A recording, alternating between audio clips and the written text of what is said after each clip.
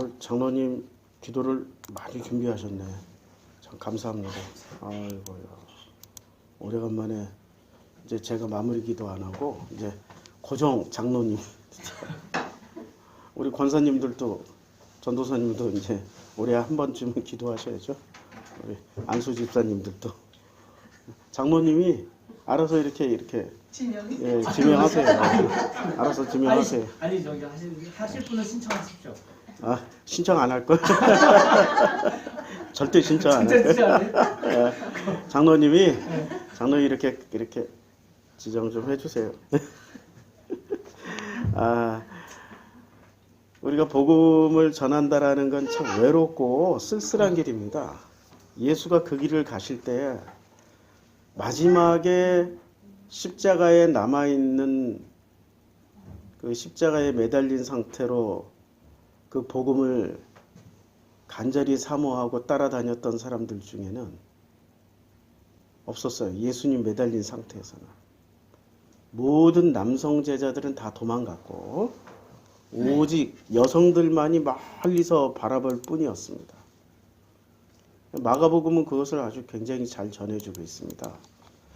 15장에 보면 이제 예수께서 돌아가십니다. 크게 소리 질러 엘리 나바 사박다니 하시면서 돌아가셨을 때 예수께서 큰 소리를 지르시고 숨지시니라. 이때 예수 근처에 있었던 사람들은 백부장과 그리고 예수의 사형 집행을 했던 군병들밖에 없었습니다. 그런데 예수의 십자가 사건은 누구에 의해서 전달이 됐냐면 우리에게 본 사람이 있어야 전달될 거 아니에요?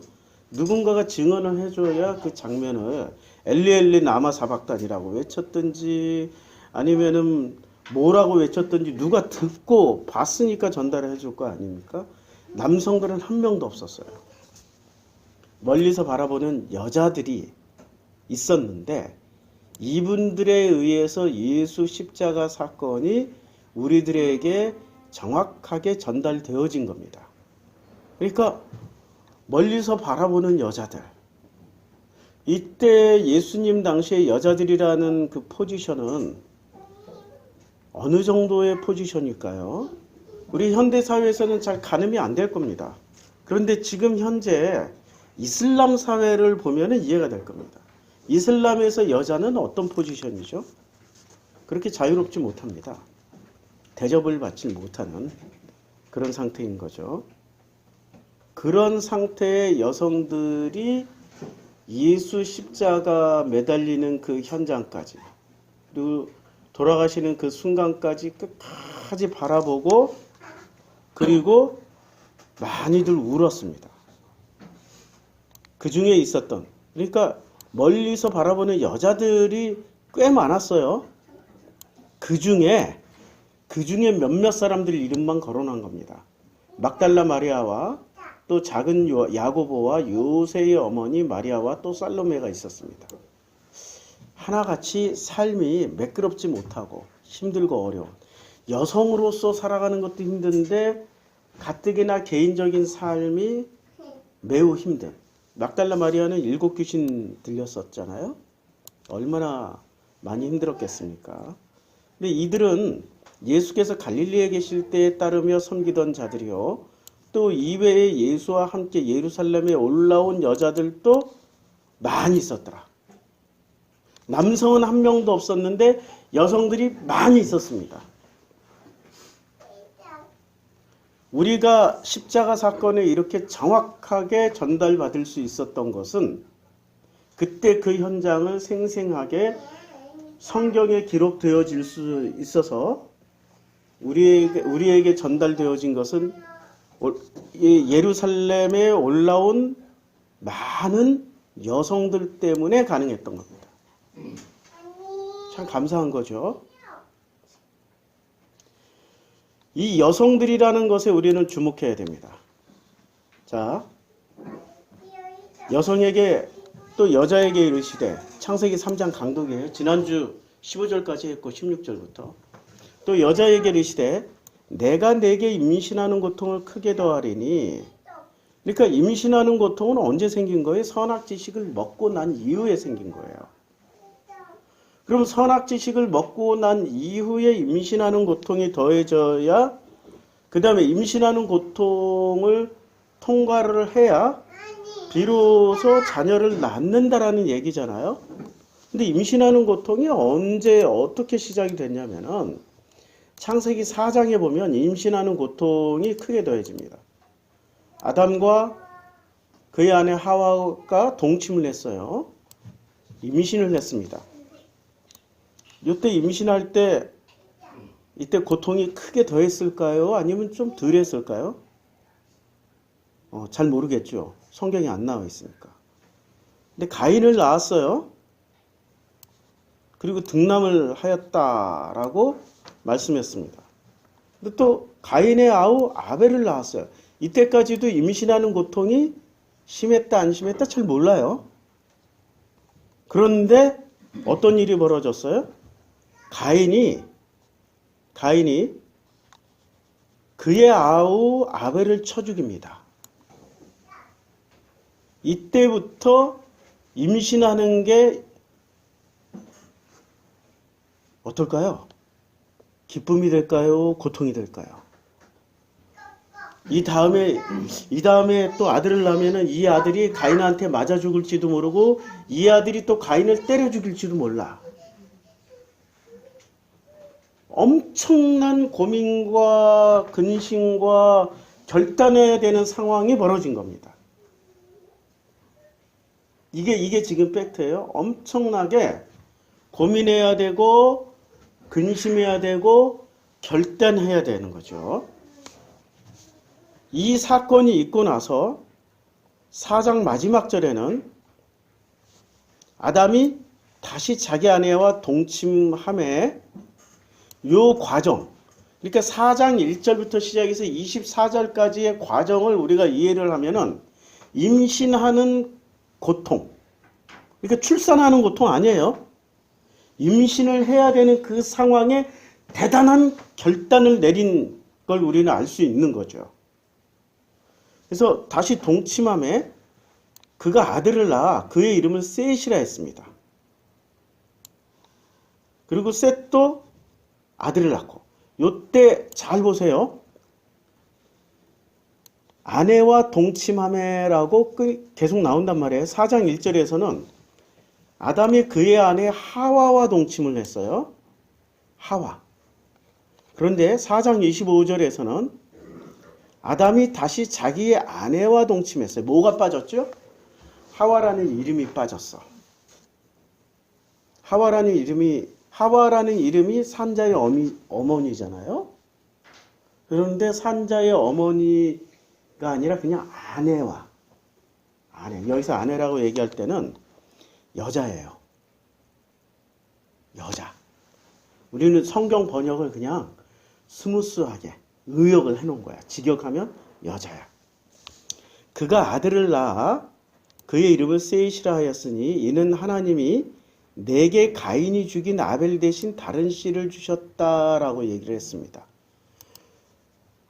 가인이 죽인 아벨 대신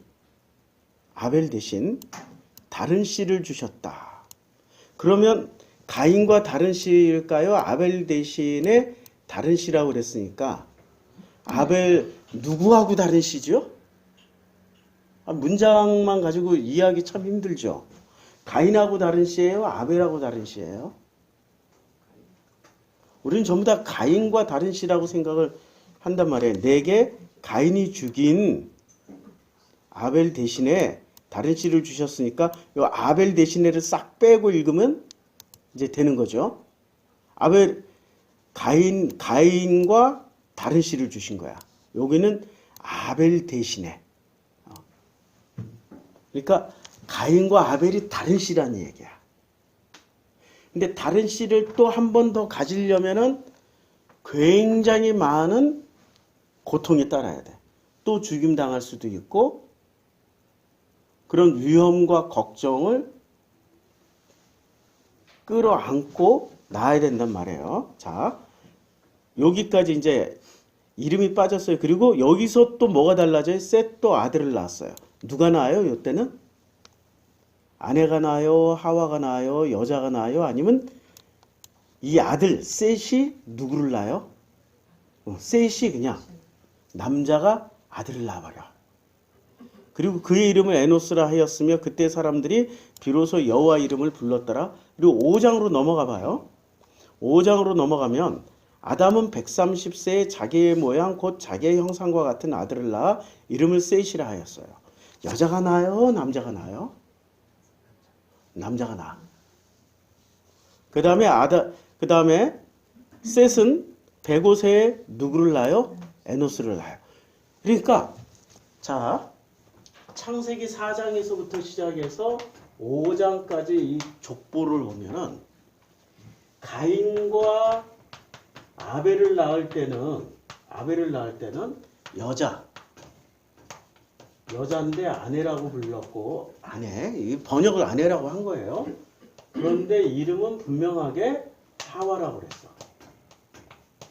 그런데 창세기 4장 25절에 가서는 25절 맞죠? 예. 여기서 아내라는 그 하와라는 이름이 빠지고 아내. 그 다음에 창세기 4장 마지막 절에 가서는 아내가 빠지고 셋이 바로 아들을 낳아버립니다. 그리고 5장에 가서는 어떻게 되냐면은 바로 남자 그 아담이 바로 아들을 낳는데 뭐가 붙어요? 뭐가 붙냐면 자기의 모양 곧 자기의 형상과 같은 아들을 낳아요. 뭐가 달라졌냐면은 하와의 이름이 빠지고 여기서 25절에서 하와의 이름이 빠지고 그 다음에 26절에서는 아내가 셋으로 남자로 바뀌고 그 다음에 5장에서는 바로 아담이 아들을 낳는데 자기의 형상 곧 자기의 모양을 낳아요. 그러면 사람이 자기의 형상, 자기의 모양대로 아들을 낳는다면은 이것은 정말 신앙적으로 볼 때 좋은 일일까요? 아니면 굉장히 위험한 일일까요? 위험한 일이야. 근데 전제 조건이 있어야 돼. 안 위험하려면 전제 조건이 뭐죠? 자기의 모양, 자기의 형상은 곧 하나님의 이 아담이 하나님의 형상이고 하나님의 모양이었을 때 자기의 모양, 자기의 형상이라고 하지만 실제로는 어떤 모양, 어떤 형상이 돼요? 하나님의 모양, 하나님의 형상이 돼. 자, 4장에서 창세기 4장에 족보가 나오잖아요. 가인의 족보가 나오는데 자, 가인이 여호와 앞을 떠나서 에덴 동쪽 노 땅에 거주하면서 이제 아내와 동침을 했어요. 지금 여기도 지금 비교를 하는 거야. 아내와 동침을 했어요. 그 다음에 그가 임신하여 에녹을 낳았어요. 가인이 성을 쌓고 그의 아들의 이름으로 성을 이름하여 에녹이라고 그랬어요. 아내와 동침하여 에녹을 낳았는데 에녹은 누구의 형상으로 나온 거예요? 에녹을? 가인의 형상으로 나왔죠? 하나님의 형상으로 나왔을까요? 가인의 형상으로 나왔을까요? 아니 뭐 답은 우리가 다 알고 있잖아. 가인의 형상으로 나온 거야. 그러면 하나님의 형상으로 태어난 사람은 애초에 태어날 때부터 하나님의 형상으로 태어난 사람은 인류사에 몇 명이나 될까요? 애초에 처음부터 하나님의 형상으로 태어난 사람은 인류사에 몇 명이나 될까? 아담 한 사람밖에 없어. 만약에 우리가 복음의 라인인 이 아담의 라인으로 태어나면은 누구의 형상으로 태어난다는 얘기예요? 하나님의 형상으로 태어나지만 누구의 형상? 1차적으로는 아담의 형상으로 태어나는 거지. 아담의 형상으로 태어나고 그 다음에 거슬러 올라가니까 하나님의 형상이 되는 거야. 그래서 족보에 보면 족보에 마태 마태와 누가가 족보가 나온단 말이에요. 근데 이 마태복음의 족보를 보면 아브라함과 다윗의 자손 예수 그리스도의 계보다. 아브라함이 이삭을 낳고. 그럼 마태복음의 족보에서는 우리가 거슬러 올라가면 누구까지만 가요? 아브라함까지만 가. 그 다음에 누가복음의 본문에서는 거지 나사로가 죽어요. 거지 나사로가 죽는데 이 나사로가 죽고 누구 품으로 가서 안깁니까? 나사로가 죽었어요. 그가 죽었더니 나사로가 누구 품에 있었어요? 아브라함이 이르되 아브라함이여 고통 중에 눈을 들어 멀리 아브라함과 그의 품에 있는 나사로를 보고. 그럼 나사로는 지금 하나님 품에 가 있는 거예요? 아브라함 품에 가 있는 거예요? 왜 아브라함 품에 가 있지?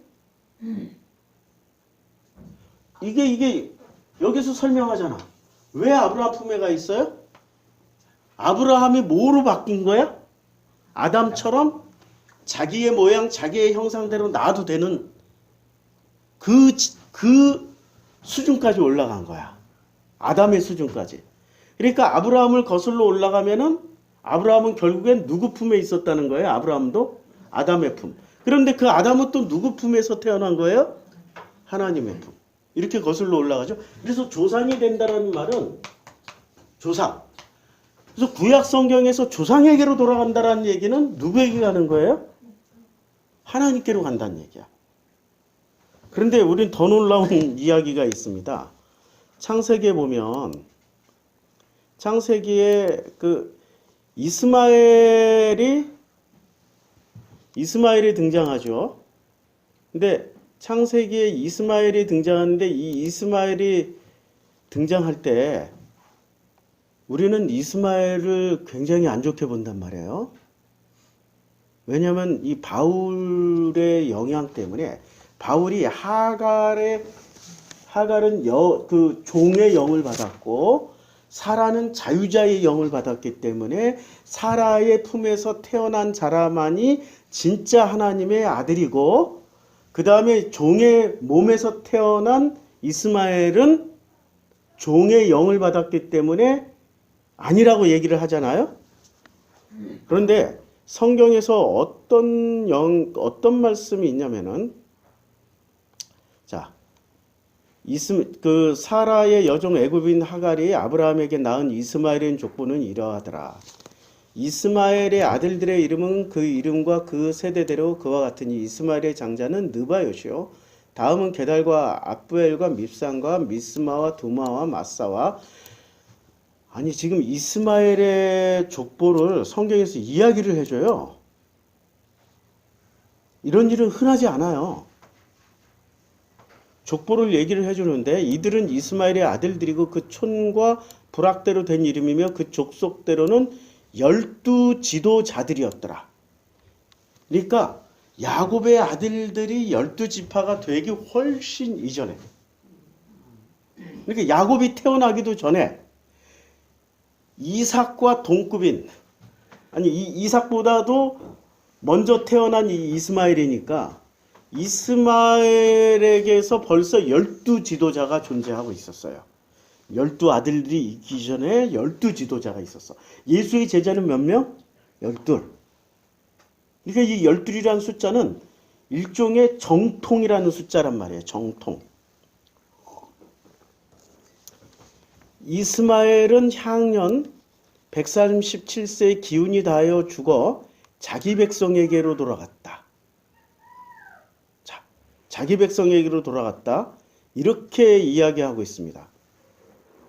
그러니까 자기 백성에게 돌아갔다라고 얘기하는 이 순간, 이 장면이 우리는 생각을 좀 많이 해야 돼. 누구에게 돌아가요? 누구에게 돌아가? 자기 백성. 그러면 자기 백성에게 돌아가고 그리고 그 백성들은 또 누구에게 지금 이스마엘이 만약에 분필이 지금 사라졌어. 갑자기 분필을 내가 어디다 놔뒀는지. 그냥 아무거나 들고 해야 되겠다. 부러진 거. 이상하게 분필을 내가 아까 계속 찾고 있었는데 시작 전부터 계속 찾게 되네. 자, 아담과 이제 족보가 어떻게 되냐면 하나님의 형상으로 태어나신 최초의 분은 아담이시고 아담이 자기 형상이 아니에요. 가인과 아벨을 낳을 땐 자기 형상이 아니야. 누구 형상처럼 낳은 거예요? 하나님의 형상으로 낳은 거야. 하나님의 형상이라고 굳건하게 믿고 아들 둘을 낳았는데 가인과 아벨인데, 그런데 이 가인은 때려 죽였어. 선악지식으로. 아벨은 죽임 당했어. 그러니까 하나님의 형상을 낳지 못하고 아이를 갖지를 못하고 전전긍긍하고 있었는데, 그 사이에 어떤 대단한 우리가 알지 못하는 깨달음이 있었던 거예요. 이 사건, 가인을 보면서, 가인이 아벨을 죽이는 걸 보면서 오랜 시간 동안에 어떤 깨달음이 있었어. 그 깨달음을 통하여서 아담 자체가 뭐가 돼버렸어요? 하나님의 형상을 회복하게 된 거야. 회복해야 되는 거야.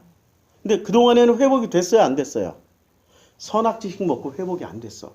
그런데 이 4장 25절에 갔더니 회복이 된 거야. 그래서 셋을 낳았어요.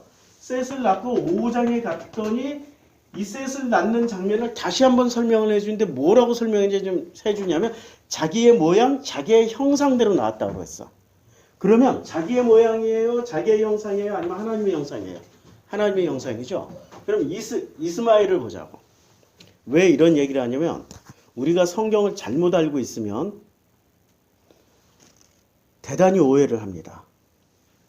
자, 이스마엘은 향년 137세에 기운이 다하여 죽어 누구에게로 돌아가요? 자기 백성. 그러면 자기 백성은 지금 자기가 조상이잖아. 자기가 조상이잖아. 근데 조상이 먼저 죽어 있고 백성들이 나중에 죽잖아. 그럼 어떻게 해야 되는 거야? 돌아갈 수 있어요? 이게 지금 말이 안 되는 얘기야. 말이 안 되는 얘기인데, 만약에 이스마엘이 조상이 되어서 자기 백성들이 다 누구 품으로 오는 거야? 지금 12지도자야. 12이 다 죽어서 이제 죽은 자들이 존재하면은 어떻게 해요? 자기가 그들에게 가. 자기가 그들에게 간다니까? 그럼 이 말은 무슨 얘기냐면 같은 얘기야. 하나님의 형상이라는 얘기야. 그 12, 자기 백성들은 전부 다 이스마엘의 품으로 들어오는 거죠. 결론은. 그렇죠. 그러면 이 결론으로 품으로 돌아오면 그들은 다 구원을 받는다, 못 받는다? 받는다. 목사는 구원은 오직 이삭의 씨라야 구원을 받습니다. 그렇게 주장하세요. 그렇게 믿고 그렇게 주장하셔요. 그렇게 배우셨으니까. 근데 성경을 있는 그대로 읽어보자고요. 있는 그대로 읽어보면 사라가 이제 이스마엘이 어떤 일이 벌어지냐면 사라가 나이가 많아 늙었고, 그때 사라에 의해서 이스마엘과 하갈이 이렇게 쫓겨납니다. 그러니까 사라가 127세를 살았으니 요 전이겠죠. 근데 하갈이 쫓겨나는데, 그 쫓겨나는 장면에서 하갈이 임신하고, 이게 몇 장에 나오냐? 여종과 아들을 내쫓으라. 그래서 하갈이 이제 결국에는 아브라함이 그의 아들로 말미암아 그 일이 매우 근심이 됐어요. 그의 아들로 말미암아. 그러면 이삭으로 말미암아서 근심했다는 거예요? 이스마엘 때문에 지금 근심했다는 거예요? 이스마엘이죠. 이스마엘이에요. 왜냐면 자기 아들이잖아. 사라 입장에서는 하갈이 아들일지는 몰라도 아브라함 입장에서는 자기 아들이라니까? 착각하지 마세요. 자기 아들이야. 사라의 몸에서 나와도 자기 아들, 하갈의 몸에서 나와도 자기 아들이야. 만약에 성경이 사라의 몸에서 나온 사람들만 하나님의 아들이고, 아니, 아브라함의 아들이고, 이제 하나님의 아들이 되는 거죠. 아브라함의 아들은. 근데 하갈에게서 나온 하나님의 아들이 안 된다면 이렇게 불공평한 책이 어디 있어? 모든 인류는 하나님이 이 땅에 모든 인류를 보낼 때는 모든 인류를 사랑하시려고 보낸 거예요? 아니면 어떤 놈만 사랑하고 어떤 놈은 지옥의 불순시개로 쓰려고 이 땅에 보내신 거예요? 그런 하나님이 어디 있어? 그런 신이 어디 있어? 근데 기독교와 유대교는 그런 식으로 해석을 해요. 그러니까 지금 그 팔레스틴 전쟁 중에 이스라엘 사람들이 말도 못할 정도로 잔인하게 이 사람들 죽여요. 심지어는 그 무덤까지 파헤쳐가지고 이 팔레스틴에 무덤까지 다 파헤쳐서 시체들 다 그냥 왜 그런 짓을 하는지 모르겠어. 전쟁 중이니까 혹시 무덤에 숨었나 해서 다 파헤치는지는 모르지만 얼마나 분노할 짓입니까?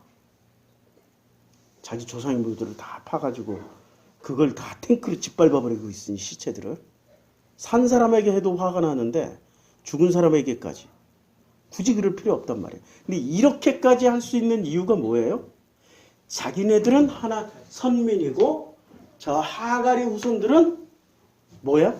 저주받은 놈들이라는 배움이 있고 그런 지식이 있기 때문에 함부로 할 수 있는 거예요. 그것이 복음이에요? 그건 복음이 될 수가 없어요. 하나님이 우리를 이 땅에 보내시면서 모두를 사랑하신다. 그런데 만약에 유대인들처럼 그런 사고방식을 가지고 있으면 우리는 유대인들이 한국인들을 볼 때 유대인처럼 대할까요? 아니면 팔레스틴의 그 사람들처럼 생각할까요? 똑같이 생각하는 거야. 그 팔레스틴의 사람들.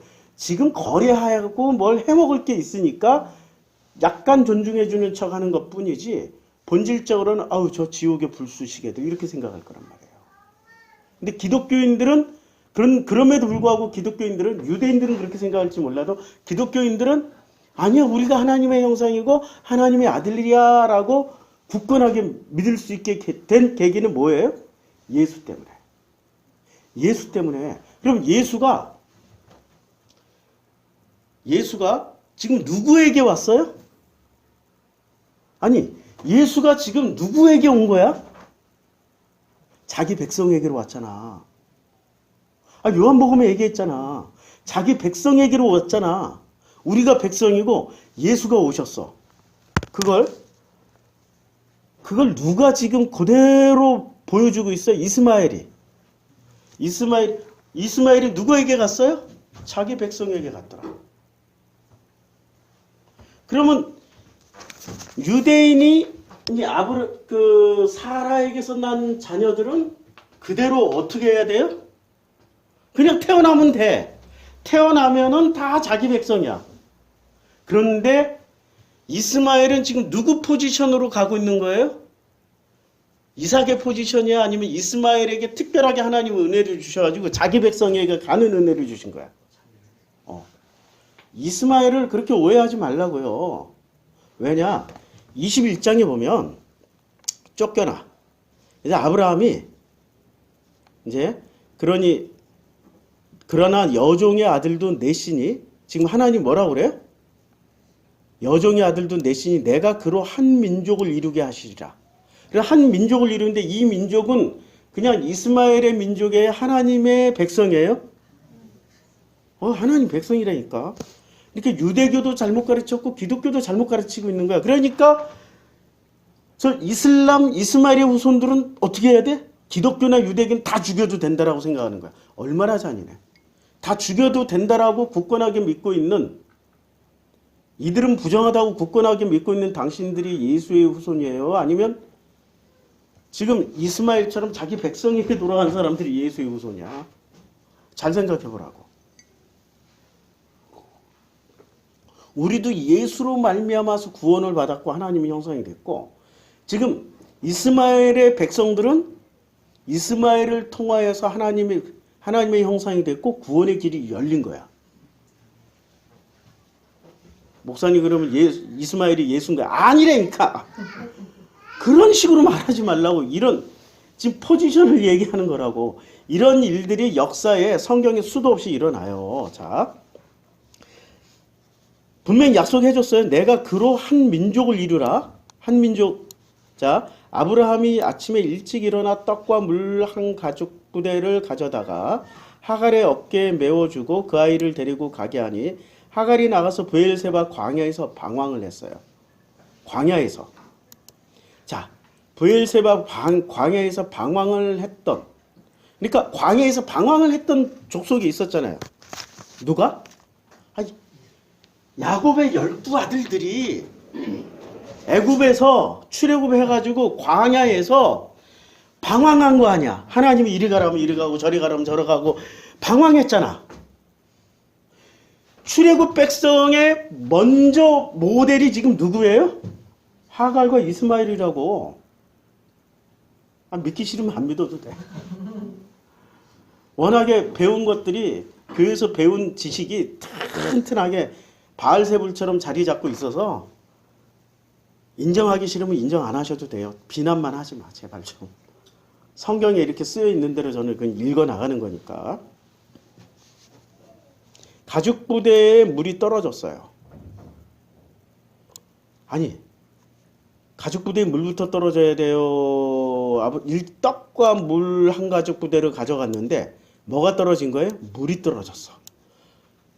출애굽 백성들이 제일 먼저 뭐부터 떨어졌어?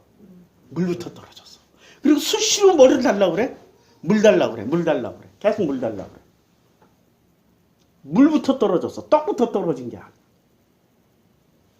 그러니까 그래서 물이 떨어지니까 그 자식을 관목덤불 아래 두고, 관목덤불인데 이게 같은 단어예요.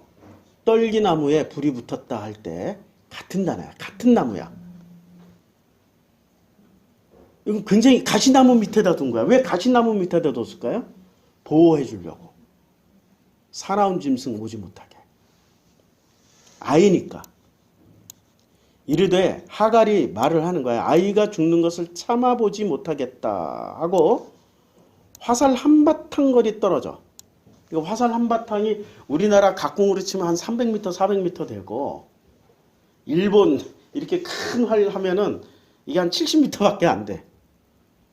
일본은 왜 이렇게 활이, 그러니까 총을 발전시킨 거지, 일본은. 활이 발달을 안 하니까 총을 발전시킨 거예요. 왜 그럴까요, 일본은? 습하고 더우니까 각궁은 계속해서 그 풀로 붙여야 되는데 습하니까 잘 안 붙어. 그러니까 뭐로 만드냐? 대나무 활. 대나무. 거기 대나무 많잖아. 대나무로. 근데 멀리까지 쏠려고 그러니까 대나무 요만한 거 탄력이 없잖아요. 쉽게 부러지고.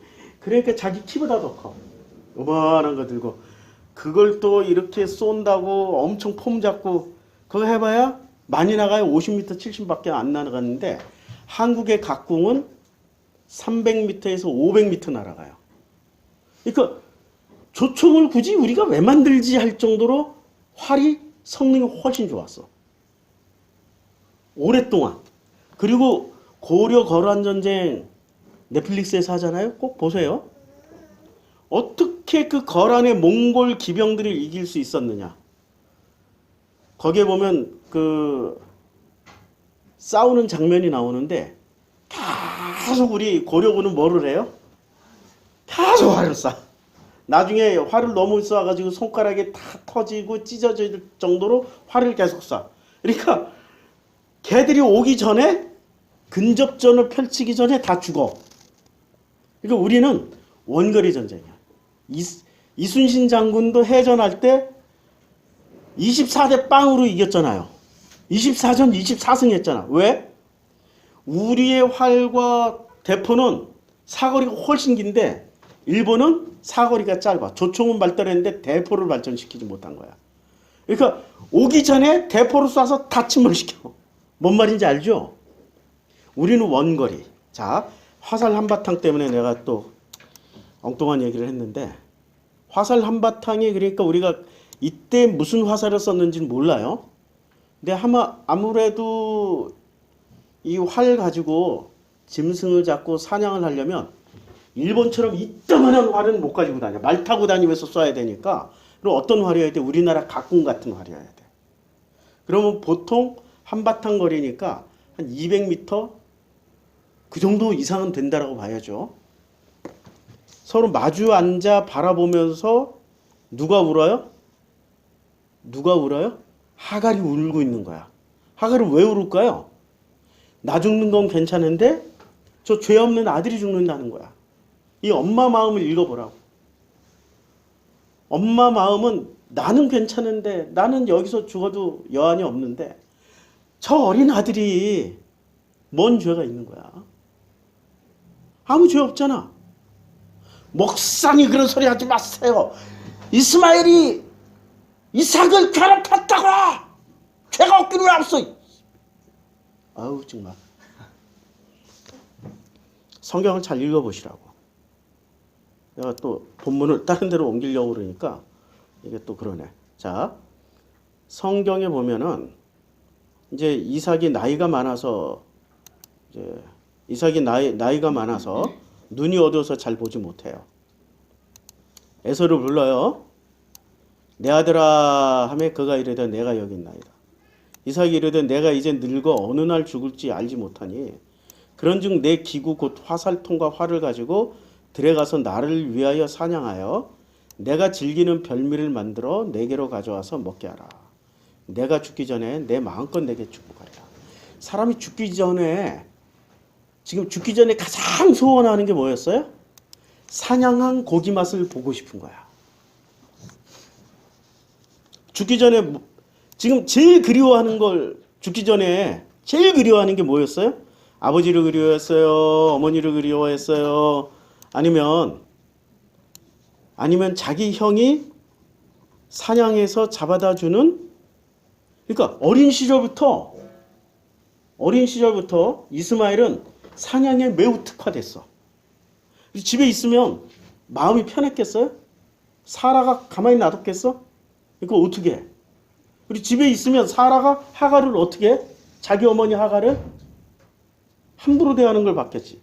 그러니까 자기도 마음이 불편하고 힘드니까 어린 나이에 활 들고 나가서 이렇게 쏘다 보니까 활의 명인이 된 거예요. 목사님 그런 말 하지 마세요. 그거 어떻게 알아? 아니 여기 나온다니까. 다 읽어줄게. 나중에 다 읽어줄게. 그러다 보니까 어린 시절에 잡아가지고 뭐를 했어요? 아버지한테 드릴 수도 없고 사라 엄마한테 드릴 수도 없고 자기가 잡아서 요리해가지고 엄마한테 드리고 동생 이삭에게 먹인 거야. 그러니까 동생 이삭이 그 맛을 잊지 못하는 거야. 형이 해줬던 그 맛. 형과 동생이라니까. 사라의 아들이 아니라 이스마엘의 형이야. 같은 아버지 밑에서 태어난 형이라고. 그 형이 해준 그 고기 맛이 죽기 전에 엄마가 해준 밥이 먹고 싶다. 아버지의 손을 한번 잡아보고 싶다가 아니라 형이 해준 그 고기 맛을 보고 싶은 거야. 얼마나 마음이 짠해. 근데 다행스럽게 에서가 꼭 누구 닮았어요? 큰아버지 이스마엘 닮았어. 그러니까 에서한테 부탁하는 거지. 그러니까 이삭은 야곱보다는 에서를 훨씬 더 아꼈어. 왜요? 형에 대한 추억 때문에. 좀 읽어보라고. 그 면면을 행간을 읽어보라고. 자기 형과 너무 비슷한 아들 에서를 낳아놓은 거야. 그러니까 그 형에 대한 추억이 볼 때마다 추억이 새록새록 돋아. 그리고 그 형은 아버지 아브라함의 장례식 때 왔어. 와가지고 어떻게 했어요? 깔끔하게 교통정리 다 했어. 그들어가 난 자식이 몇 명? 6명. 그들어가 난 자식이 6명 넘었어요. 근데 그드라가 난 자식들에게도 분깃이 돌아가야 돼. 그리고 이삭에게도 돌아가야 돼. 그리고 자기도 아들이니까 주장할 수 있어. 그런데 어떻게 했어요? 장례식장에 이삭이 그 사라 엄마가 먼저 돌아가시고 그 다음에 아버지가 나중에 돌아가셨잖아. 근데 그드라 젊은 엄마, 자기보다 나이가 어린 젊은 엄마에게 의지해서 장례식을 치를 수가 없으니까 어떻게 했냐면 이스마엘 형이 와서 교통정리 다 했어. 장례 일정 절차 모든 걸 깔끔하게 다 정리하고 재산도 어떻게 했어요? 그드라의 동생들, 자기 동생이잖아. 또 그드라의 동생이라도. 이스마엘은 자기 동생들 6에게 다 골고루 불평불만 없이, 원래 부모 돌아가시는 건 문제가 안 되는데 나 재산 분배할 때 꼭 문제 생기는데 깔끔하게 아무 소리 안 나오게 다 나눠주고 이삭에게 딱 주고 자기는 아무것도 가져가지 않았어. 얼마나 멋져. 그러니까 이삭이 그런 형을 좋아할 수밖에 없는 거야. 사라는 싫어했는데 이삭은 좋아해. 그런데 마지막에 이스마엘이 먼저 죽잖아. 120, 아까 우리 읽었죠? 먼저 죽으니까 형이 계속 형의 그 사랑이 그리운 거야. 어렸을 때 형이 자기를 위해서 해줬던 거, 이삭을 위해서 해줬던 그게 그리우니까 에서야 내가 죽기 전에 사냥해서 고기를 잡아다가 내가 원하는 그 별미 있잖아. 어렸을 때 형이 잡아주었던 그 별미, 그거 먹고 싶다라고 얘기하는 거지. 이제 이해가 돼요? 성경의 행간을 읽어야지. 성경을 교리를 가지고 읽으면 이런 게 보이지를 않는다고. 찾을 수가 없어. 지금 상해 바람 광야에서 어떻게 됐어요? 마주 앉아 보면 소리를 우는데 멀리 한 200m 떨어지면 보입니까? 그리고 소리가 들려요? 잘 안 들려. 근데 소리가 엄마가 지금 우는 건 누구야? 마주 앉아서 바라보면서 소리 내서 우는 거는 누구냐고. 엄마 하갈이 울잖아요. 하갈이 우는데 하나님이 그 어린아이의 소리를 들으셨어요. 아니 우는 건 하갈인데 하나님이 듣는 소리는 누구의 소리를 들었어요? 이스마엘의 우는 소리를 들은 거야. 이스마엘은 소리내서 울었다 이런 기록 없잖아. 근데 뭐로 울었어요? 마음으로 울으니까 하나님이 그 아이의 소리를 들으셨어요. 와. 그래서 하나님의 사자가 하늘에서부터 하갈을 불러요. 아니 아이의 소리를 듣고 하갈을 부르는 거야. 하갈이 울었는데 하갈의 울음소리를 듣고 하갈을 부른 게 아니라 화살 한바탕 거리 저 멀리 있는 아이의 울음소리를 듣고 하나님이 사자를 보내서 하갈을 불러요. 잘 들어보세요. 하갈아 무슨 일이냐. 두려워하지 말라. 하나님이 저기 있는 아이의 소리를 들으셨나니. 그러니까 하갈의 소리를 듣고 보살핀 거예요? 아이의 소리를 듣고 보살핀 거예요? 이스마엘은 그 어린 나이에 부르짖었던, 그리고 자기가 소리내서 울면은 누가 근심 걱정을 해? 엄마가. 그러니까 마음으로만 막 마음을 찢으면서 우는 거야. 그걸 하나님이 들으셨어. 사자를 보내셨어. 그리고 사자를 눈앞에서 본 게 이삭보다도 훨씬 먼저 봤어. 이해가 되죠? 이삭보다 훨씬 먼저 하나님의 자기의 소리를 하나님이 들으시고 하나님의 사자가 와서 지금 현현하시는 거야. 신의 현현. 신이 지금 여호와라는 그 신이 앞에 나오신 거야. 일어나 아이를 일으켜 내 손으로 붙들라. 그가 큰 민족을 이루게 하시리라. 아니 그럼 큰 민족은, 이때부터 큰 민족은 하나님의 민족이에요? 아니면 이 배은망덕한 가인의 족속이 되는 거야? 하나님 민족. 왜 자꾸 오해를 하시냐고. 하나님이 축복 주고 하나님이 큰 민족을 이루고 그 백성에게로 돌아가는 거야. 예수께서 자기 백성에게 오신 것처럼. 요한복음에 말씀하시잖아요. 요한복음에 자기 백성에게로 왔다. 자, 하나님이 하갈의 눈을 밝히셨으므로 밝히셨어. 이게 영안까지 눈을 뜨게 해줘버린 거야. 이야, 그냥 한 방에 우리가 그렇게 소원하던 것들을 한 방에 주의 사자가 현실 세계에서, 지금 꿈이나 환상이 아니에요. 현실 세계에서 나타나셨고 현실 세계에 눈을 밝게 해서 샘물을 보고 가서 가죽 부대에 물을 채우다가 그 아이에게 마시게 했어요. 와, 이건 대단한 축복이란 말이에요. 하나님이 그 아이와 함께 계심에 그가 장성하여 광야에 거주하며 뭐가 됐어요? 어렸을 때부터 활 잘 쏘니까 나중에 활 쏘는 자가 됐어요. 자, 히브리어에는 이 활이란 단어와 무지개란 단어가 같이 쓰여집니다. 왜? 이렇게 휘었으니까. 무지개도 휘었고 이렇게 휘었어요. 하나님이 노아에게 무지개를 보여주시면서 뭐를 했어요? 언약을 맺었던 거죠. 같은 단어라니까? 활과 무지개가. 그래서 지금 활 쏘는 자가 되었더니 이렇게 했다라는 것은 사람 죽이고 이게 아니라 약속받은 거야, 지금. 언약을 받은 거라고. 우리는 오해를 자꾸 하지 말자고요. 자꾸 성경을 읽어나가면서 누구는 저주받았고 누구는 미워해도 되고 저것들은 저주받은 거를 죽여도 되고 이런 식으로 배우니 기독교와 유대교가 그렇게 잔인한 종교가 되는 거죠. 아니에요. 하나님은 다 사랑하셔. 심지어는 아벨을 때려 죽인 가인까지도 다 면죄부 주시고 다 사랑하신다니까. 이해가 안 되는 장면이잖아. 그런데 사랑이란 눈으로 보면 충분히 이해가 간다고요. 바울은 기독교를 세운 사람 맞아요. 그런데 그 기독교가 예수 위에 세워진 교회가 아니라, 기독교가 아니라 바울 위에 세워졌다는 것만 꼭 기억하셔요. 예수는 어쩌면 이스마엘과 같은 그런 포지션으로 우리에게 오신 거야. 자기 백성에게 오셨잖아. 그리고 언약, 활, 무지개를 주셨잖아. 구원의 무지개를 주셨지, 구원의 언약을 주셨잖아. 자, 그러니까 하나님이 어떻게 했어요? 그 아이와 함께 계셨어. 그가 장성할 때. 그러니까 일평생을 하나님이 어떻게 했어요? 이스마엘과 함께 계셨다니까? 임마누엘 하신 거예요. 하나님 사람 맞죠? 하나님 축복 받을 거 다 받았잖아. 어렸을 때.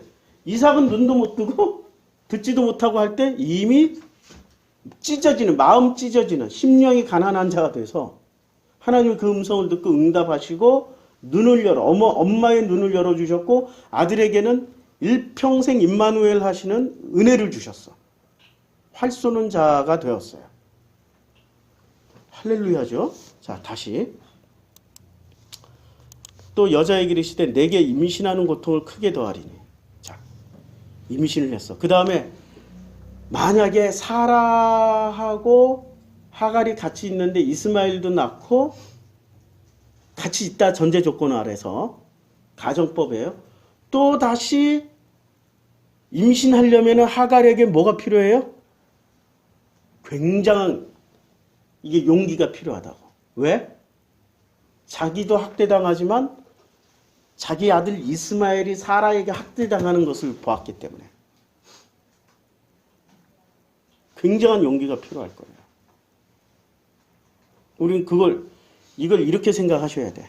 임신하는 고통이라는 거는, 자, 다시 이제 정리 들어갑니다. 여기서 다시 정리 들어가는데 계속 분필을 희한하게 쓰고 어디다 뒀는지 계속 잊어버려요. 아이고. 자, 여자가 가인이, 이제 가인과 아벨이 있습니다. 가인과 아벨이 있는데 여기 밑으로 들어. 여기 밑으로 쪼르르 다 들어. 가인과 아벨이 있는데 가인과 아벨을 낳을 때는 별로 근심 걱정 없이 낳았어. 자기네들이 알고 있는 선악으로 그냥 낳아버린 거야. 그랬더니 선악으로 가인이 아벨을 때려 죽이는, 그걸 인류 최초의 살인을 자기 자식들이 한 거야. 이 다음부터 여자는 아이를 갖는 게 고통이겠죠. 그래서 창세기 그 4장 1절 2절에서 여자 아내 하와가 당당하게 아이를 낳았어요. 그래서 여자이자 아내이자 하와야. 근데 25절 가니까 하와가 이름이 쏙 빠져. 그냥 여자, 아내야. 아내. 그리고 이 아내의 포지션이 창세기 4장 26절로 가니까 하와 아내 빠지고 셋이 직접 아담이 직접 낳아요. 그리고 5장에 가니까 아담이 아들을 낳고 그 낳은 아들이 셋이 또 아들을 낳아. 근데 셋은 누구의 형상으로 낳는 거예요? 아담의 형상으로. 그렇죠? 자기 아버지의 형상으로. 그래서 조상으로 거슬러 올라가면은 아담의 품에 있고, 그리고 아브라함의 후손들은 죽으면 누구 품으로 가 있어요? 나사로를 보니까 아브라함 품에 가 있고. 이제 이해가 되죠? 네. 그래서 그 아브라함 품에 들어가 있다는 것은 하나님의 형상을 회복했기 때문에 구원받았다. 그러면 기독교인들은 지금 죽으면 누구의 품에 가 있을까요? 예수의 품에 가 있을까요? 바울의 품에 가 있을까요? 그거는 알아서 생각하세요. 예수의 품은 아닐 거야. 내 생각에 지금 기독교인들은 바울의 품에 가 있을 거야. 생각 잘 해보셔요. 근데 그래서 임신하는 고통이 뭔지 알겠죠, 이제. 이 정도만 해야 우리 5장에 가서 이거 집중적으로 공부할 거예요. 집중적으로. 그리고 내가 수고하고 자식을 낳을 것이며, 수고하면 이제 임신하는 건 고통이고 자식을 낳는 건 수고하면서 자식을 낳아야 돼. 왜 그래야 되는지 이제 과정을 보셨죠? 하갈을 통해서도 왜 수고하고 자식을 낳아야 되는지 이제 아셨죠? 아니, 내가 아브라함이라면 사라를 더 좋아할까요? 하갈을 더 좋아할까요? 내가 아브라함이었다면. 예? 사라를 더 좋아할까요? 하갈을 더 좋아할까요? 하갈이 훨씬 좋아. 왜 좋아요? 궁녀 출신이잖아. 애굽의 바로에게 궁녀 수업을 받았잖아요. 그러니까 상궁마마쯤 된다고. 그러니까 사라를 사라에게 붙여줬잖아, 지금 하갈을. 바로가 자기 마누라 될 줄 알고 하갈이라는 궁녀를 사라에게 붙여줬으니까 상궁마마란 말이야. 얼마나 훈련을 잘 받았어. 사람 모시는 훈련. 사람 모시는 훈련을 어렸을 때부터 받았을 거 아니야. 근데 사라는 어때요? 남자를 모셔요? 함부로 이러지. 함부로. 남편한테도. 아니, 그 장면이 있는지 없는지 모르는데 좌우지간 함부로 얘기해. 그럼 나 같으면 그런 여자 무서워서 못 살고 하갈 좋아할 거야.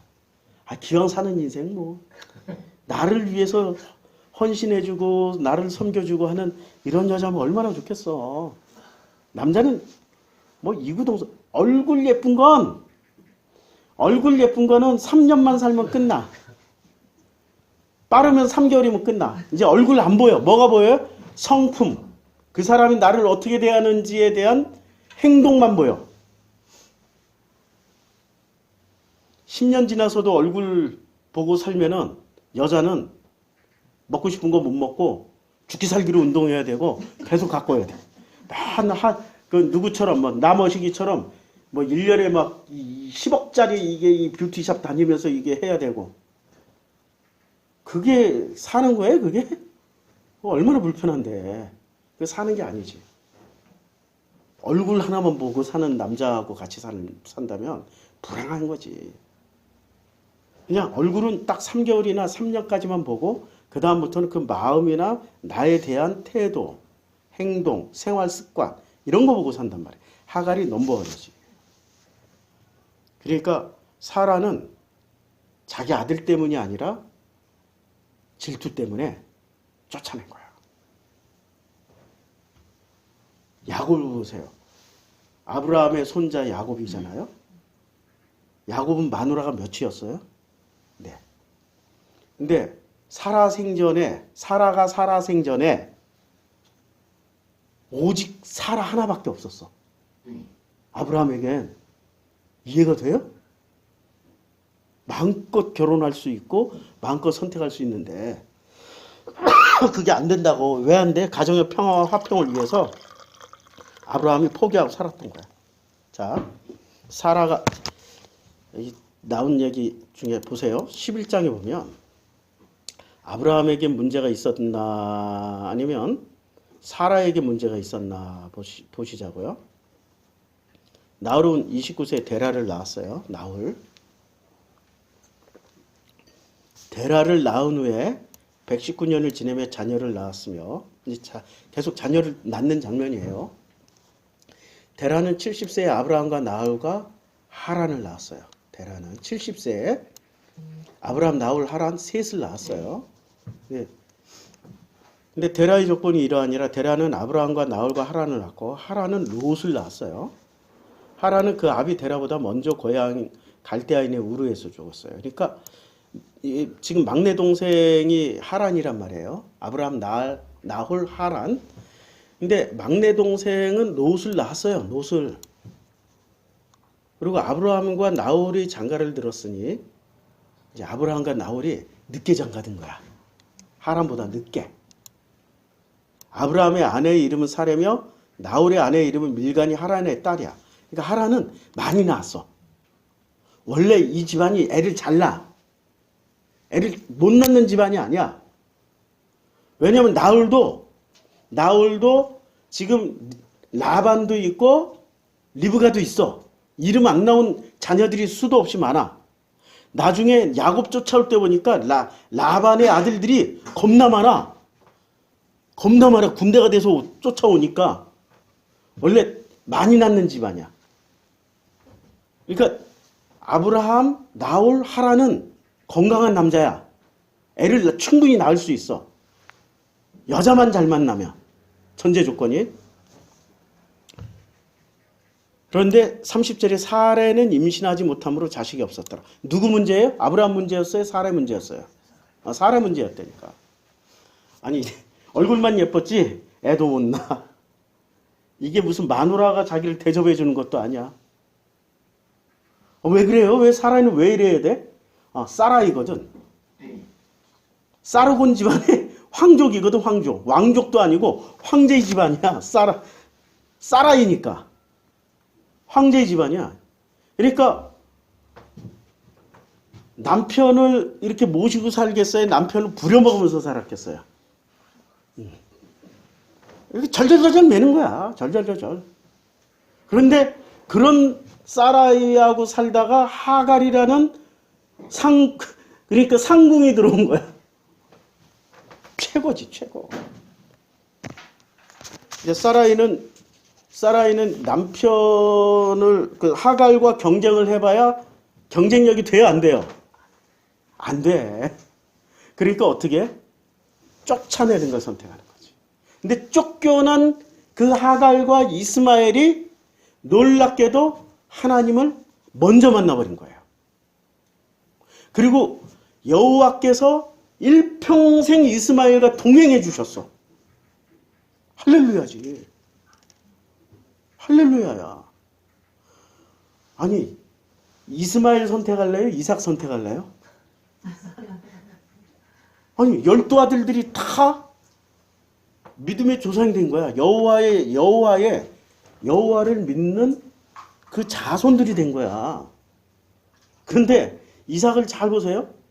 리브가에게서 쌍둥이를 낳아서 에서와 야곱을 낳는데 또 누구 때문에 이 이삭이 말년에 자기 아들 하나를 지금 자기가 죽는데도 이삭이 그 말년에 자기가 죽기 직전에 눈이 어두워서 죽기 직전에 에서한테 사냥해 와서 좀 먹여달라고 할 정도로 그 늙음하게 죽기 직전에 야곱은 지금 어디에 가 있어? 멀리 가 있고 자기 아버지가 죽을 때도 왔어요? 못 왔다니까 야곱이. 누구 때문에 그 비극을 겪어야 돼? 리브가. 그럼 리브가는 왜 또 그래야 돼? 아니 성경 보면 성경을 곳곳에 찾아보면 답이 다 나와. 왜 그러냐면 에서가 야곱은 결혼을 못했다고. 왜 결혼을 못했지? 마마보이니까. 마마보이는 결혼하기 힘들어요. 여자도 보는 눈이 있지. 아무리 재산이 있어도 여자가 보는 눈이 있을 거 아니야. 마마보이. 그러니까 결혼 정보 없잖아. 아니 이런 제가 강한언니인가? 거기에 나오더라고. 결혼정보업체 사장님이 유튜브에 올리는데 절대 결혼해서는 안 될 남자 1순위 마마보이. 모든 걸 다 마누라하고 상의해서 결정했는데 다음날 우리 엄마가 하지 말래. 그거 어떻게 참고 사냐고. 못 살지 그거. 근데 애서는 마마보이가 아니잖아. 건강한 남자잖아 그냥. 그러니까 어떻게 해요? 결혼을 벌써 2명하고 했어. 그리고 그 해족속 여인하고 결혼했어. 해족속이 얼마나 똑똑한지 아시죠? 아브라함은 계약 체결할 때 아브라함이 오히려 해족속한테 감사합니다 고맙습니다. 돈은 자기가 내는데 해족속한테 절을 2번 해. 이거 나중에 다 공부할 거야.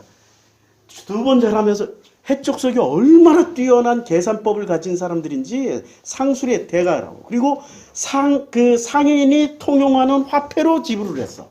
해족속은. 아주 명확한 계산법을 가지고 있다고요. 그런데 이 라반 집안이잖아요, 리브가. 거기도 계산법이 명확한데 모든 사람들이 통용하고 이해할 수 있는 계산법이야? 아니면 이 전부 꼼수야?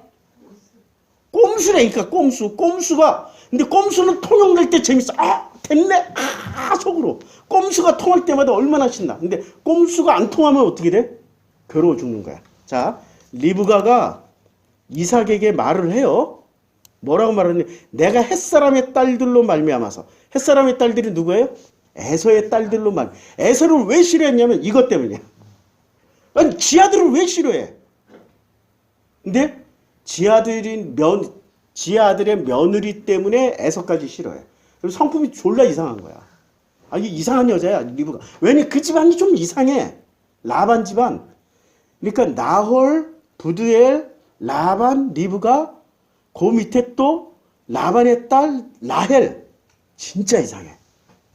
자, 내가 햇사람, 그러니까 에서의 그 아내들로 말미암아서 자기의 며느리면 지가 이렇게 컨트롤해야 될 거 아니야. 근데 꼼수가 통해요?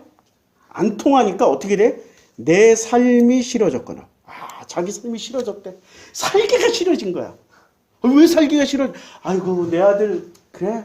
내 아들이 행복하게 사는구나. 잘했어.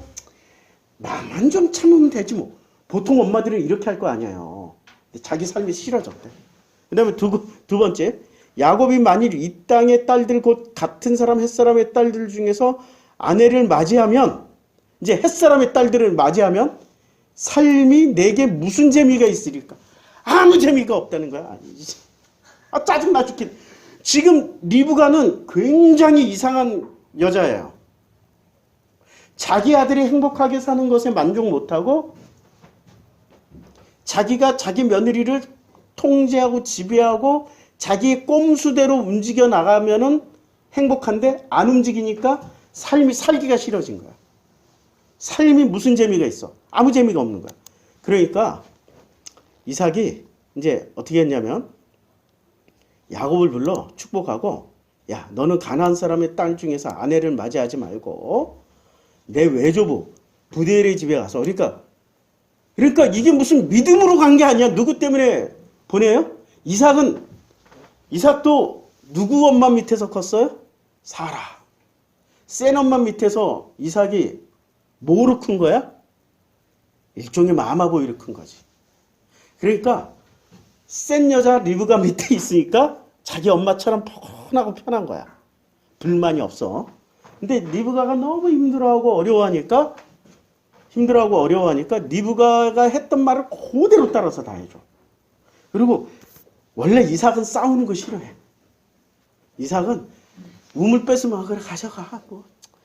에이, 딴 데 파면 되지 뭐. 아이씨. 속으로는 그럴지 몰라도 자기는 그냥 다 이렇게 좋은 게 좋은 거야. 양보하고. 싸우기가 싫은 거야. 가정의 평화를 위해서. 가정의 평화가 아니라 성품 자체가 원래 그래. 근데 리브가는 그런 성품을 이용해가지고 지가 원하는 것을 이삭을 통해서 다 취하고 성취했는데 문제는 자기 며느리들 때문에 삶이 싫어졌고 사는 게 재미가 없어져 버린 거야. 이제 그 리브가가 어떤 여자인지 아시겠죠? 감을 좀 잡으셔야 돼요. 왜 이런 얘기를 하냐면 여자에게 지금 창세기 3장에 3장 16절에 그리고 여자에 대해서 말씀하시는 그 장면의 대표적인 케이스가 사라, 리브가, 라헬이라고 대표적인 케이스에 들어가는 저주받은. 근데 자, 아브라함이 이제 그 바단 아람으로 갔어요. 그리고 여기서 이제 이스마엘이 어떻게 되냐면 야곱이 이스마엘이 나오는데 어떤 장면에서 나오냐면 내가 지금 못 찾네. 이제 이스마엘이 어떤 일을 벌이냐면 문구 찾기로 할게요. 이스마엘이 다시 결혼합니다. 결혼을 지금 자기 아내 2명 때문에 행복해. 불만이 없어. 불만이 없는데 그런데 이스마엘이 이 사라 어머니 때문에 지금 누가 힘들어져요? 이삭이 힘들어지니까 아버지 이삭을 생각하는 거야. 아버지 이삭을 생각하면서 25장 자 여기 있어요. 지금 몇 장이냐면 28장 그 9절에 한번 찾아가서 볼게요. 28장 9절. 여긴 나오네. 28장 찾아놓고 자 9절에 또 에서가 본즉 가나안 사람의 딸들이 해쪽 속의 딸들이 자기 아내가 그의 아버지 이삭을 기쁘게 하지 못하는 거야. 아버지를 기쁘게 하지 못한 거예요. 지금 엄마 때문에 지금 이삭이 괴로운 거야. 리브가 때문에 괴로운 거야. 이걸 어떻게 해석을 했냐면 이스마엘은 아니야. 에서가 이스마엘이 아니고 자꾸 이름을 내가 헷갈려. 에서가 자기 아버지가 기쁘지 못한 것은 지금 어머니 리브가가 이삭에게 자꾸 같은 얘기를 반복해서 하니까 괴로운 거야. 그래서 이에 에서가 어떻게 했냐면 에서가 이스마엘에게 가서 그 본처들 외에 아브라함의 아들 이스마엘의 딸. 이거 뭐라고 얘기를 해요? 아브라함의 아들 이스마엘. 성경 분명하게 얘기한다니까. 이스마엘이 누구 아들이 아니라 아브라함의 아들이라고. 아브라함의 아들 이스마엘의 딸이요. 느바요스의 누인 마할랏을 아내로 맞이했어요. 누구의 딸을 아내로 맞이했어요? 이스마엘의 딸. 이러면서 요 다음부터는 놀랍게도 사라라는 이름이 등장합니까? 등장 안 해. 은퇴하셨어. 왜 은퇴했어요? 왜 은퇴했어? 이스마엘의 딸 마할랏이 그 시어머니를 어떻게 했어요? 기가 막히게 행복하게 만들어준 거야. 은퇴하셔. 행복하면 성경에서 가장 행복한 사람은 빨리 은퇴해. 성경에서 불행한 사람은 오래도록 나와. 그치요? 가장 행복한 사람은 빨리 은퇴하신다니까. 성경의 원리가. 그러니까 이스마엘의 딸이 사라를 그렇게 행복하게 해준 거야. 그럼 이스마엘 집안의 분위기를 알 거 아니야. 그 이스마엘의 딸과 에서가 결혼을 했어요. 그럼 어떻게 이어져요? 이스마엘과 에서 라인으로 이루어져. 이게 나쁜 족보가 아니라니까. 굉장히 훌륭한 족보라니까. 성품이나 이 모든 것들이. 그런데 오히려 사라, 리브가, 라헬의 족보에서는 굉장히 불행한 아들들이 하나님의 형상이 태어났어. 아브라함의 형상이 태어났는데 뭐가 문제예요? 엄마들 때문에 굉장히 이상해져. 아브라함의 12아들들이 있단 말이에요. 12아들. 아브라함이 총 아들이 12명이야. 근데 12명 중에서 몇 명만 행복해요? 12명 중에서 행복한 사람. 야곱의 12아들들 중에서 행복한 사람. 12명 중에 2명이잖아. 이름은 예? 요셉과 베냐민만 행복하고 나머지 첫째부터 10째까지는 불행해. 성경에 이제 앞으로 이게 창세기 읽다 보면 얼마나 불행한 사람들인지 이게 드러나. 누구 때문에 그래? 첫째부터 열째까지 누구 때문에 불행해요? 라헬 한 명 때문에. 라헬 때문에 첫째부터 열째까지 다 상처와 결핍과 아픔과 쓴뿌리를 가지고 살게 돼요. 이 엄마 하나 때문에, 라헬 때문에. 그런데 사라 때문에 이스마엘은 굉장히 불행해지고 힘들었지만 하나님을 만남으로 인생 역전이 됐고, 에서도 리브가 때문에 진짜 힘들었지만 그 아버지 이삭을 행복하게 해주려고 결혼을 한 번 더 하는 바람에 어떻게 됐어요? 결혼을 한 번 더 했어. 사실 이스마엘은 두 여자로 만족했어. 그런데 아버지 이스라엘이 근심 걱정하니까 아버지를 행복하게 해주려고. 자, 에서가 본즉 가나안 사람의 딸들이 그의 아버지 이삭을 기쁘게 하지 못하니까, 아버지를 기쁘게 못하는 게 아니라 엄마 때문에 아버지가 힘들어진 거야. 그 엄마는 가나안의 딸, 해쪽 속의 딸 때문에 힘드니까 자꾸 이삭한테 가가지고 계속 괴롭히는 거야. 계속. 사라, 리브가 라헬 라인이야. 그러니까 아예 이스마엘이 본처들 외에, 본처, 둘이 본처였다고. 아브라함의 아들 이스마엘의 딸이요, 이스마엘의 딸 마할랏을 아내로 맞이해버렸어요. 대단한 결심한 거지. 본처 외에 하나 더 들어오면 집안이 평안하겠어요? 얼마나 시끄럽겠어. 리브가 옆에 또 이삭이 마누라 하나 더 얻어와봐. 얼마나 난리나. 사라 대신에 하갈 하나, 아니 사라가 줘서 그것도 자기가 받은 건데 그것도 질투하는 집안인데. 감이 잡히죠? 지가 줘놓고 지가 질투해. 라헬도 마찬가지야. 지가 비란가? 줬잖아. 또 질투해. 질투의 화신이라니까. 이 집안은. 그러니까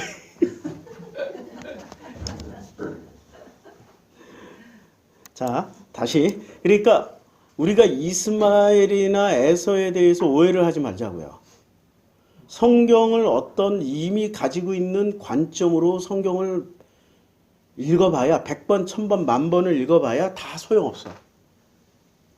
진짜 행간을 읽어내려면은 마음이 가난해져야 돼. 자기가 알고 있는 모든 지식과 모든 건 내려놓고, 이데올로기 내려놓고 마음이 청결해야 읽어. 이 나라의 민족을 위해서 우리는 태극기를 들고 나갑니다라는 사람은 태극기 내려놓고 마음 가난해져서 읽어보라고. 그래도 원어 성경에 이런 교리, 이런 구원에 뭐 하나님, 우리가 하나님의 아들이 되는 게 아니고 우리가 하나님이다, 이런 교리 내려놓으라고 제발 좀. 그래야 보여. 마가교회. 이름 처음에 마가교회? 마가교회가 알렉산드리아 있어요. 실제로 마가가 세웠어. 나 이게 그런 교회인가 했더니 마음이 가난한 사람, 가난한 교회야. 참 이름 좋다. 그래서 이분 최동선 전도사님의 설교를 10년 전에 참 많이 들었어요. 그때는 그렇게 복음을 전하는 사람들이 그때도 없었고 지금도 없었기 때문에 반가워서 많이 들었어. 이분의 본질을 보니까 참 마음이 깨끗하게 전하시더라고요. 자, 3장 16절. 또 여자에게 이르시되 내게 임신하는 고통을 크게 더하리니 내가 수고하고 자식을 낳을 것이며. 이게 이 과정이 수고하고 자식을 낳는 거잖아요, 지금. 너는 남편을 원하고 남편은 너를 다스릴 것이다. 근데 왜 남편을 원하고 왜 나를 다스려야 돼? 지금 여자의 출처가 어디에 있어요? 여자의 출신 성분. 창세기 2장에 보면 출신 성분이 나오잖아. 자, 창세기 2장에 자, 아담에게 취하신 그 갈빗대로 여호와 하나님이 취하신 그 갈빗대로 여자를 만드셨단 말이에요. 그럼 갈빗대가 첼라잖아, 첼라. 우리 공부 많이 했다고. 첼라. 다 지우고. 창세기 지금 1장부터 창세기 5장까지만 공부하면은 속도가 빨라질 겁니다. 쭉쭉 읽어나가면서 나가는데. 근데 기초가 중요해요. 첼라가 갈빗뼈예요. 근데 이 갈빗뼈라는 게 뭐라고 얘기했어요, 제가? 첼라? 지금 아담의 상처와 결핍과 아픔과 고통과 분노라고 여기서 뽑아낸 거야. 그래서 거기서 뽑아내기 위해서 어떻게 했어요? 그 갈빗대 안에 아담을 깊게 잠들게 하실 수밖에 없었어. 상처 건드리면 어떻게 돼요? 죽겠다고 소리 질 거 아니야. 왜 흔드냐고 막 할 거 아니야. 이렇게 깊게 잠들어 놓고 상처와 결핍을 꺼내서 뭐라고 만들었어요? 야, 이게 배우자야. 배우자. 너의 배우자야. 우리말 기가 막혀. 너의 배우자야. 그럼 나는 누구한테 배워야 돼? 예쁜 사람한테 배워야 돼? 그 야곱이 왜 라헬한테 홀락 반했을까? 마마보이가? 지 엄마랑 똑같으니까. 마마보이니까. 라헬이 지 엄마랑 똑같으니까 어쩌면 리브가하고 라헬하고 똑같아. 성품이 요만큼도 안 틀려. 지 엄마랑 똑같으니까 잡았는데 그게 결국에 뭐였어요? 자기 칠레였다고. 자기 배우자였어. 그러니까 이삭이 죽을 때까지 이스마엘 그 에서 쫓겨나서 아무 소리 못하고 누가 살아가요? 이삭이 살아가. 아브라함도 사라가 그렇게 해도 아무 소리 못하고 살아가. 그런데 야곱이라는 인간은 지금 누구 밑에서 배운 거예요? 리브가 밑에서 배웠잖아. 그리고 누구랑 살아요? 이름은 라헬인데 실제 내용으로는 리브가야. 실제 내용으로는 리브가야. 라헬을 생각하면 아주 간단해요. 교리 빼고 보자고. 자기 언니가 레아야. 그리고 레아는 본처야. 정실이라고. 라헬은 동생이야. 동생의 세컨드야. 이미 두 번째야. 그러면 레아가 뭐라고 그럴 수 있지 라헬이 뭐라고 그러면 안 돼. 근데 모든 장짜리 권한은 누가 다 가졌어요? 라헬. 그 지 언니라고 그래요? 무시해버려요. 계속 무시하고 함부로 해.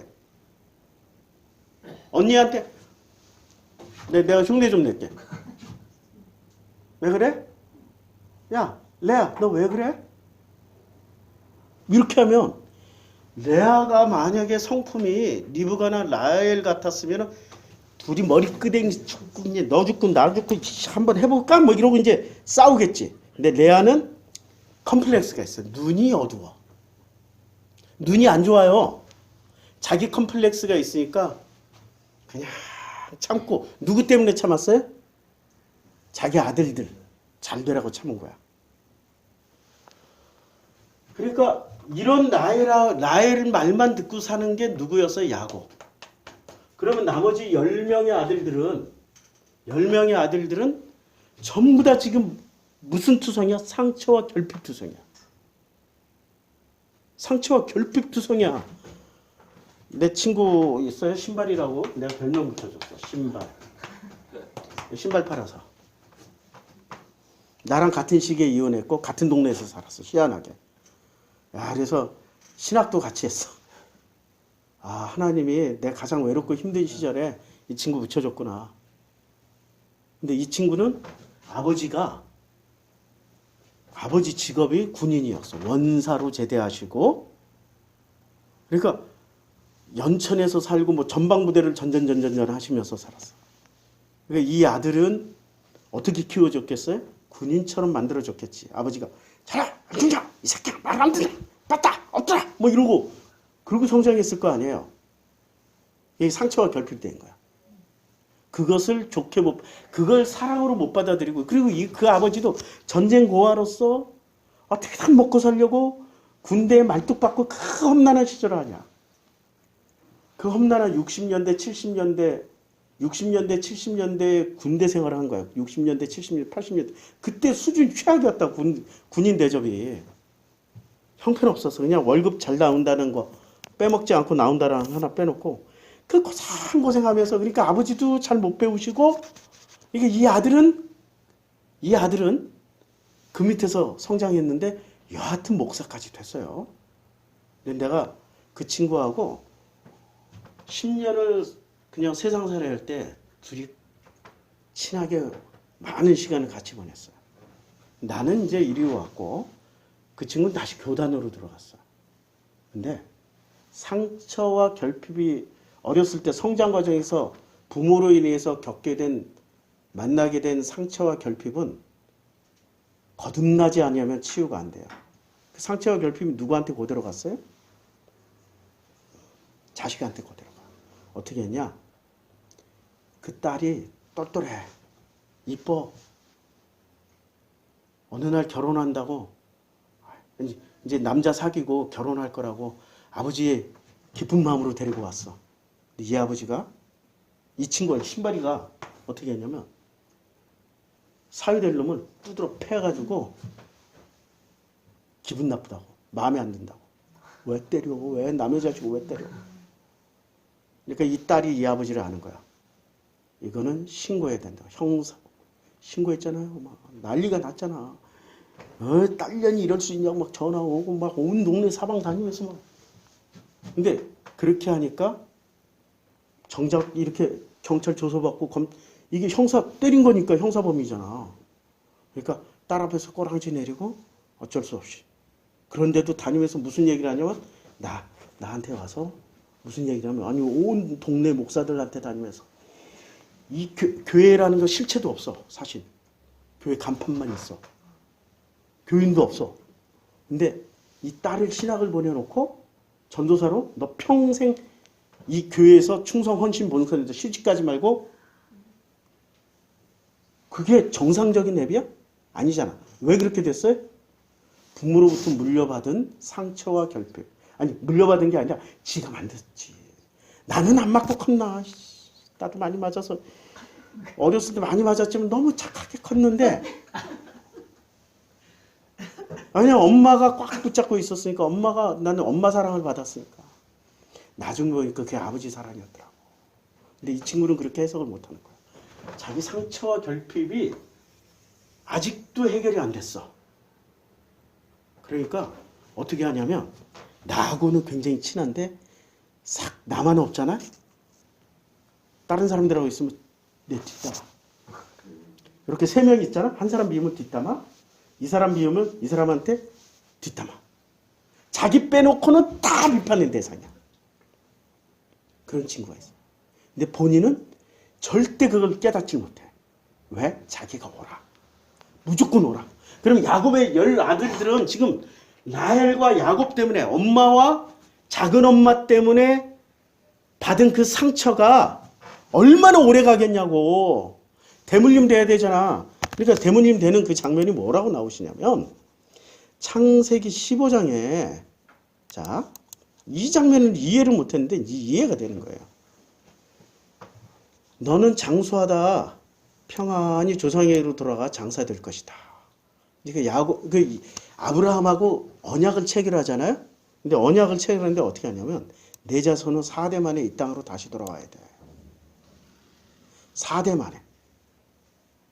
자, 여호와께서 아브라함에게 너는 반드시 알아야 돼. 내 자손이 이방에서 객이되어 그들을 섬기겠고 그들은 400년 동안 내 자손을 괴롭혀야 돼. 왜 이런 일을 겪어야 되죠? 근데 이 일을 당하는 사람이 지금 누구야? 결정적으로 야곱의 12 아들들이야. 왜 이런 고통을 당해야 돼? 첼라, 갈비뼈. 이 갈비뼈를 통해서 거듭나질 못한 거야. 배우질 못하니까 어떻게 해요? 덧센데 용광로 속에 들어놓고 아니 정금처럼 단련시키는 거란 말이에요. 지금. 아니 지금 야곱과 라헬이 물려준 상처와 결핍이 400년 동안 고난을 당해야 겨우 빠져나와. 얼마나 센 건지. 이게 바알세불이라고. 이제 이해가 돼요? 나도 보니까 4대 만에 목사가 됐어. 우리 집안에서 목사 나왔어. 우리 집안도 엄청 잘 살았다. 하동정 씨 문정국 27대 장손인데 엄청난 어마어마한 재산이 있었는데 다 빼앗기고 도둑 맞고 우리 아버지 비참하게 살다 가셨고 나는 그 비참한 아버지 밑에서 상처와 결핍이 엄청나게 많은 상태로 성장을 했으니 오죽했으면 내가 자폐로 성장을 했겠어요. 자폐. 그런데 하나님의 은혜로 거듭났다고. 첼라. 누구를 만나서? 배우자를 만나서. 야, 요새 우리 최 여사님 안 가잖아. 그치요? 배우자야. 첼라였어. 내 아픔과 상처가 그분을 통해서 내가 객관적으로 보게 된 거야. 이게 나였구나. 이게 나였구나. 하나님이 또 최 여사님 가지고 안 되니까 우리 진영이까지 줬잖아. 가족을 통해서 나를 보는 거야. 야, 많이 내가 60 넘어가면 부드러워질 거라고 그랬잖아요. 욕도 이제 덜하고 이제 60이 됐잖아. 작년까지 하이라이트였어. 욕도 이렇게 많이. 성경 공부하다가 욕도 이렇게 많이. 이제 조금씩 부드러워질 거예요. 오늘 말투도 많이 부드러워졌어. 바뀐다니까? 복음은 사람을 바꾸는데 사람을 바꾸는 능력을 가진 게 복음이라고요. 근데 그걸 누구를 통해서 보여줘요? 여자의 후손들을 통해서. 여자의 후손들을 통해서. 지금 아브라함, 이삭, 야곱의 아들들이에요. 사라, 리브가, 레아, 라헬, 실바, 비라의 아들들이에요. 마태복음 족보 보면 알잖아요. 남자의 족보예요, 여자의 족보예요. 마태복음 족보가 남자의 족보예요, 여자의. 시작은 남자 아브라함과 다윗의 자손 예수 그리스도의 계보라고 그랬는데 마지막에 야곱은 마리아의 남편 요셉을 낳았으니 마리아에게서 누가 낳았어요? 남자의 족보예요, 여자의 족보야? 여자의 족보라니까. 결정적으로 요셉에게서 씨를 받은 게 아니야. 요셉을 통해서 난 게 아니라니까. 누구를 통해서 났어요? 마리아를 통해서, 여자를 통해서. 그래서 지금 우리가 주목해야 될 사람은 지금 창세기 3장에 우리가 이 부분을 잘 봐야 돼. 3장 16절. 3장 16절. 너는 남편을 원하고 남편은 너를 다스릴 것이다. 여자에게 주신 말씀이잖아요. 그러면 남편은 왜 여자를 다스려야 돼? 자기 상처와 결핍과 쓴뿌리니까. 다스리는 게 다스려야 돼. 다스려야 돼. 지금 가인에게 뭐라고 그랬어요? 야, 죄가 너 문 앞에 엎드려 있어. 너 다스려야 돼. 상처와 결핍과 이게 이 쓴뿌리가 뭐가 된다고? 그것이 때려 죽이는 일을 하게 된다고. 선악과 결합이 됐을 때는 자기 오름이 돼서 남을 때려 죽인다고. 다스려야 돼. 그리고 남편은 너를 다스릴 것이다. 자, 너는 남편을 원하고. 왜 남편을 원해야 돼? 그 남편에게서 나온 상처와 결핍이니까. 어떻게 해야 돼? 도로 들어갈 때는 상처와 결핍 그대로 들어가야 돼? 아니면 이쁜 상태로 들어가야 돼? 거듭난 상태로 들어가야 되는 거지. 이쁘게 거듭난 상태로. 그래서 한 몸이 되는 거야. 그렇게 한 몸이 된 것은 이혼하면 된다, 안 된다? 이제 이혼이 왜 안 되는지 아시겠죠? 그러니까 현실적으로 너 이혼하지 마 이런 게 아니라고. 자기 상처와 결핍이기 때문에 그걸 그대로 일체형으로 되기까지는 이혼하면 안 돼. 이게 이혼하려 말아 그런 문제가 아니고 뭔 얘기인지 아시겠죠? 일체형이 되라는 얘기야. 야, 오늘 공부 많이 했습니다. 설교가 아니고 공부 많이 했습니다. 우리에게 첼라를 주신 하나님께 감사드립니다. 기도하겠습니다. 아버지 하나님, 우리가 알고 있는 이스마엘, 에서, 그런데 하나님께서는 이 성경 곳곳에 참으로 소중한 장치들을 걸어놓고 그 말씀들을 보게 해주셨습니다. 사라, 리브가 라헬을 통하여서 왜 임신하는 고통을 크게 더하고 수고하고 자식을 낳게 될 것이며, 그리고 여자는 왜 남자를 원하고 남편은 왜 다스려야 되는지를 알게 됐습니다. 깨닫게 해주시고 알게 해주신 아버지 은혜에 감사드립니다. 예수님의 이름으로 기도드렸습니다. 아멘.